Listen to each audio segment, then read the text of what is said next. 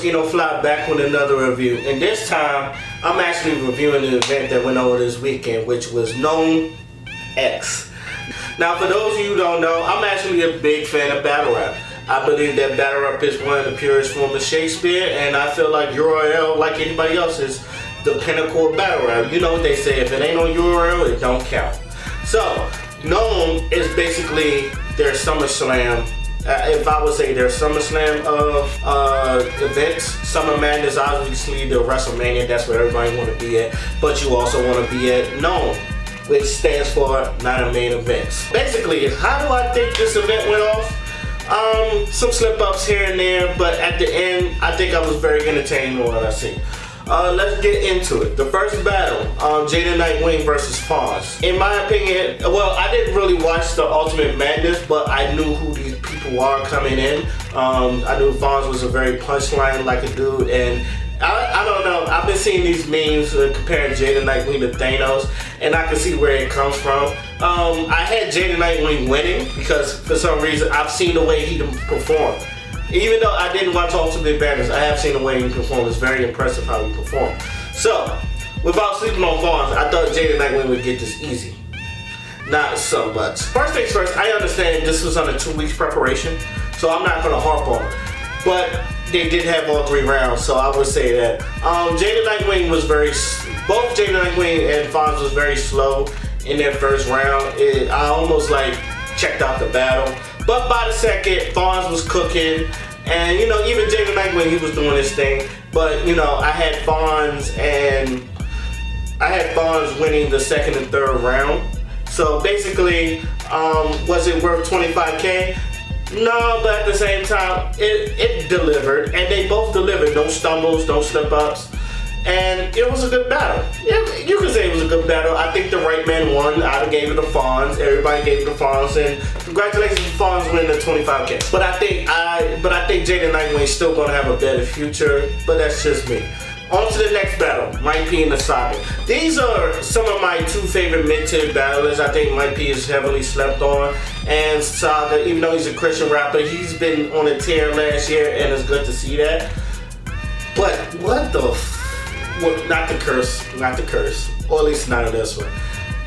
If y'all saw it, I gave it Mike P 3-0 by default. Mike P came with it. Mike P, he walked in focused. I think the Saga, the thing about the Saga, he choked all 3 rounds, but I think he was trying to get to that 3rd round and make this big old Black Lives Matter shirt, because Mike P actually, his last name's Police, and it would have worked well if he had, first of all, got through his first 2 rounds, which honestly wasn't that bad, but he was just walking around like, oh man, not here. I can't believe this is happening. Can't believe this is happening, bro. I can't believe this is happening, bro. Mike P though, solid all 3 rounds. Mike P did his thing. I would have gave Saga the 3rd round if he got through that flawlessly.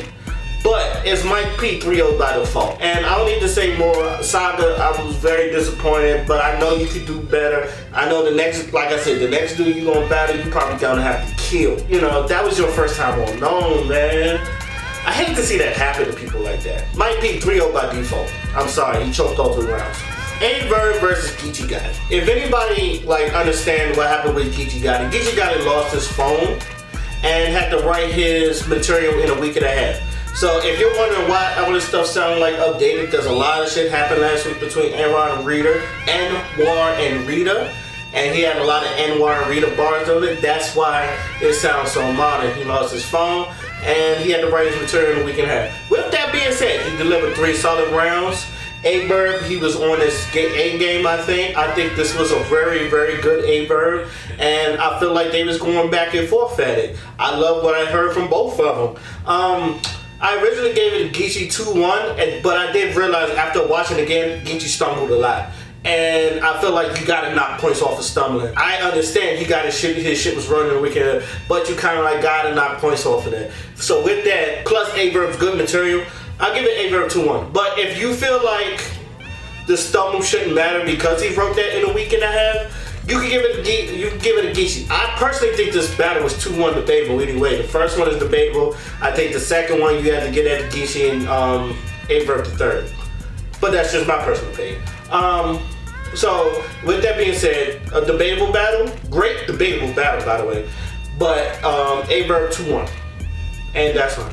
On the next battle, which is basically battle of the night, Tay-Rock versus Daylight. First things first, you knew this was, I had this at being battle of the night. I don't know, I know everybody was gonna say Surf, and you're not gonna have Lux and Surface battle of the night, or Aver and Geechee. I said, nah, this is gonna be the battle of the night, because I know when Tay-Rock takes something very seriously, he's going to wig the fuck out. I know when Daylight's done on that bullshit, he is going to give you 3 magnificent rounds that you're just going to fucking love. And that's what I got in here, and I was fucking correct. First things first, I knew it was going to be different. I ain't never seen Daylight outside of casual clothes. This nigga came in a fucking suit, and then once you look at him while he's battling, you see his eyes red and shit. I said, oh shit, he got vampire eyes.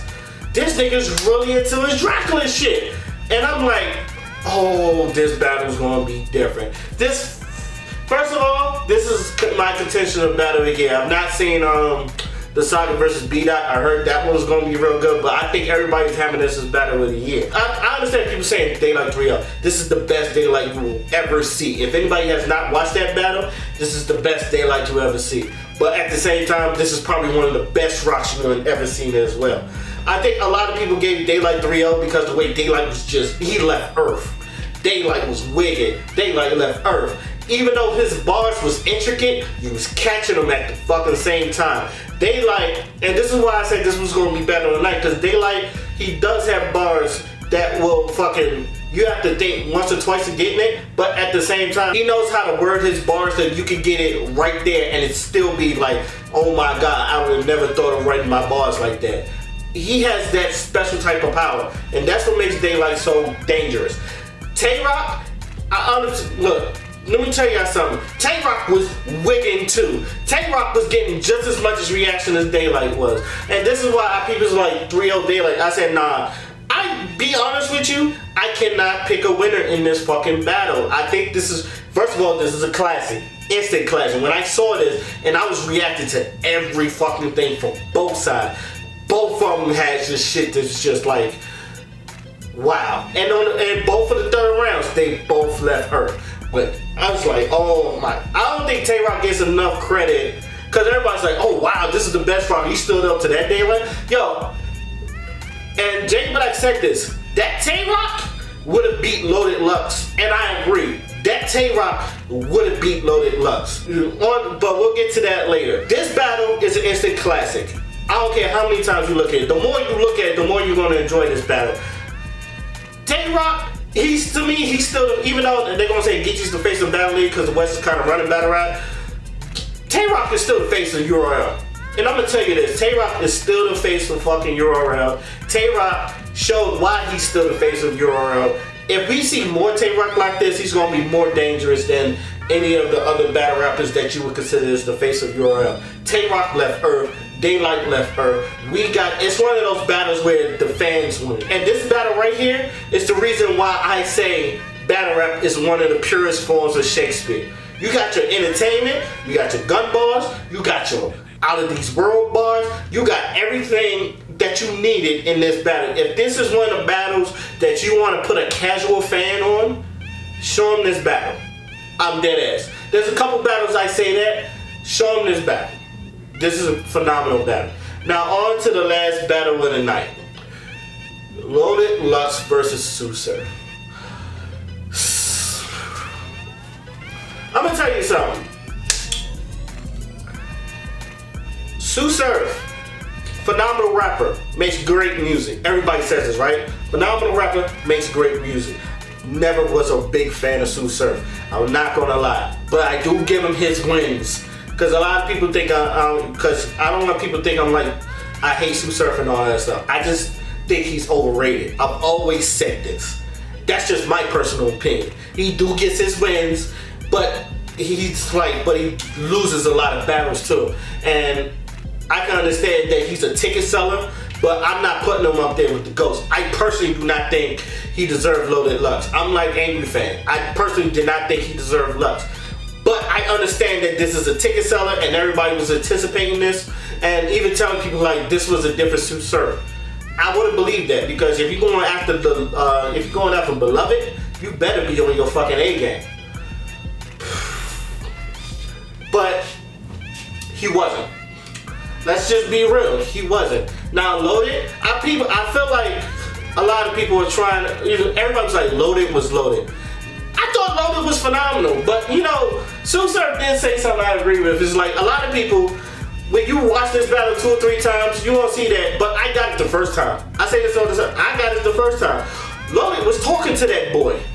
And I say that. He was talking to that boy. This wasn't a Loaded Lux versus Miles or some shit like that, or a Loaded versus Chalk. This was, I'm gonna talk to this young nigga because he needs to hear it. And I feel like this was the type of battle that it was. Sue Surf choked all 3 rounds. 2.5. If you really want to say it, 2.5. But he choked all 3 rounds. Loaded Lux. And this is why I think people just kind of like I don't think people was giving Loaded Lux enough credit. Because this thing, they went, the first round was 6 minutes and 15 seconds. And the second and third round was 5 minutes each with a cutoff. Cutoff at 5 minutes, right? Loaded Lux was so into his shit that he went over his time all 3 rounds.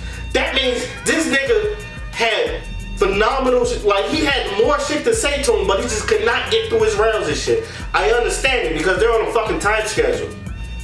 But Loaded Lux was on his round. And Sue Surf, she could barely get through fucking 3 rounds. Nigga jersey all 3 rounds. If you want to say this is a disappointing battle, you can't say it on Lux's end, because Lux did what he was supposed to do. Lux came in, he delivered. That nigga still had bars left in the chamber that he was trying to get off his shit. Look, obviously, by my reaction, Loaded Lux 3-0 by default. What am I thinking of overall tonight? I feel like if everybody went through their rounds, because, a couple chokes here, I feel like if everybody went through their rounds and it was flawless, and then we got the John versus Ill Will battle, I feel like a lot of people, it would have been a better event than it was. But I was still entertained. I know Smack wasn't 100% happy, but you got the initial objective. You can do, as far as I'm concerned, Smack can do what he does what he does. You give you the platform for you to rap on. You gotta show up and perform. A lot of these rappers, I think they choke. And this is like the Saga. This is first known though. I don't know if he's gonna get on another one, because you had to work so hard just to get here. Sue Surf, I get tired of seeing like people like Sue Surf. And like I said, I don't hate on the brother at all. This is not hate, but this is, I feel like you're going to make this battle less than what was Beloved. I was like, nah, you had 8 months to write this material. Geechee had to rewrite his in a week and a half and still deliver a fire battle. You mean to tell me you could, out of all those 8 months, you couldn't remember those rhymes and shit? It's just, okay, like, this gotta be, like, look, we gotta hold people accountable, just like Cortez said. You're there to rap for 9 minutes, damn near rap for 9 minutes, or for fucking Sue Surf 15 plus minutes. You get paid top dollar for that. You gotta at least complete the mission and stuff. But anyway, if I had to give this a number, it would be, I'm gonna give it a 7 out of 10. Daylight and Tay-Rock saved that battle, obviously. I mean, Daylight and Tay-Light saved that event. Even though Geechee Gotti and Averb was great. Daylight and Tay-Rock saved that event. Loaded did his thing. Averb and Geechee did his thing. Mike P did his thing. Hell, even the rookies did their thing. But it wasn't known. It didn't feel like known. And I'm gonna be honest. It didn't. And not because of the big crowd feel. I don't know. It just didn't have a known. It was just more like a big ass Smack volume. But even that has crowd in it. I don't know. But I give it a 7 out of 10. I'm still entertained. Some of the battles, at least 2 of the battles are rewatchable. There was no audio problems. Even on bad Wi-Fi, I would still see battles clearly. It looked crisp. I know like Avocado not being there and all the other stuff was like some camera angles ain't match what. But the camera angles were good. They was really good. So